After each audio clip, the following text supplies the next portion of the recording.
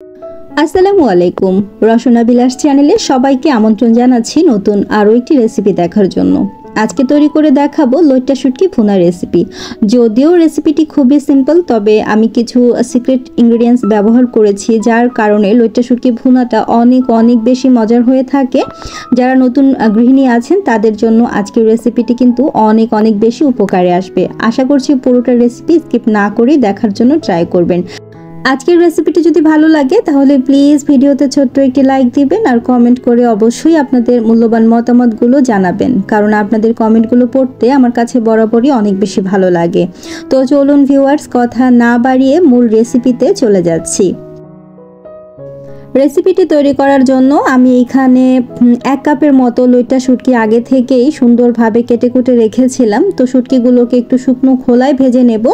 তো ভালোভাবে পরিষ্কার করে শুটকিগুলোকে ভেজে নিয়েছি। এরকম সুন্দর একটা কালার যখন চলে আসবে আর একটা ঘ্রাণ বের হবে, ঠিক তখনই এর মধ্যে আমি 1 কাপ পরিমাণ পানি দিয়ে দিচ্ছি। পানি দিয়ে নেড়ে চেড়ে শুটকিটাকে আমি একটা সাইড করে রেখে দেব।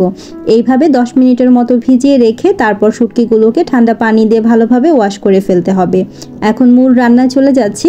চুলায় একটা কড়াই বসিয়ে দিয়েছি। এর মধ্যে আমি রান্নার তেল দিয়ে দিচ্ছি।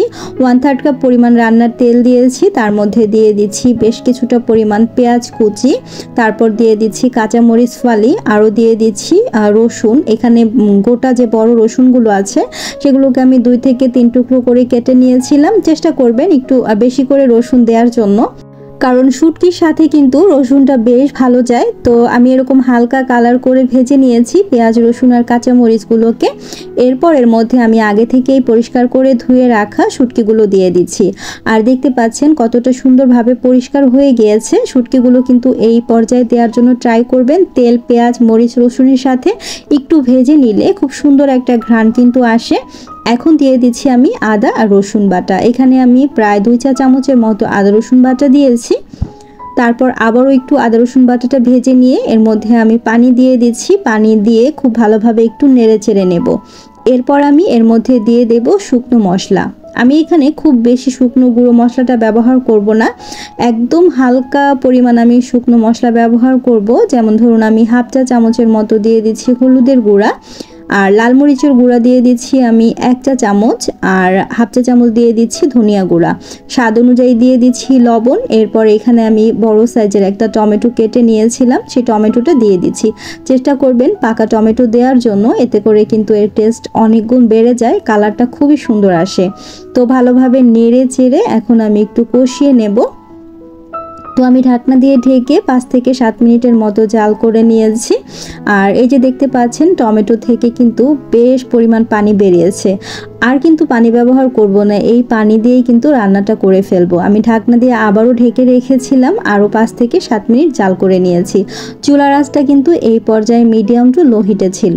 তো দেখতে পাচ্ছেন একদম কড়াইয়ের গায়ে কিন্তু শুটকিগুলো একদম লেগে এসেছে, ঝোলের সাথে মাখা মাখা হয়ে গিয়েছে।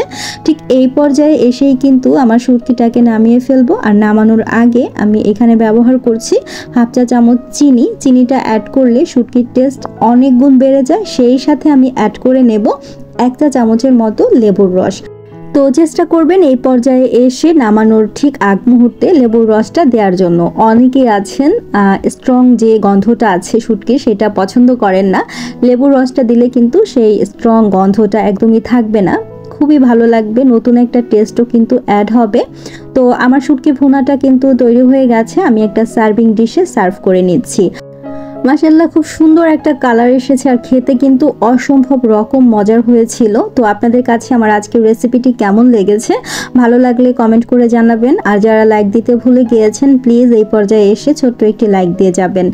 আর যারা চ্যানেলে একদমই নতুন, আজকে প্রথম আমার চ্যানেলটি ভিজিট করেছেন, আপনাদের কাছে যদি আমার আজকের রেসিপিটি ভালো লাগে বা এই টাইপের নতুন ইউনিক সব রেসিপিগুলো দেখতে চান, তাহলে আমার চ্যানেলটিকে সাবস্ক্রাইব করে পাশে থাকা ছোট্ট বেল বাটনটি ক্লিক করে অল অপশনে সিলেক্ট করে রাখবেন, যাতে করে আমি কোনো নতুন ভিডিও আপলোড করলে সেটার নোটিফিকেশন পৌঁছে যায় আপনাদের কাছে। যখন ইচ্ছে তখনই চাইলে কিন্তু তখন দেখে নিতে পারবেন।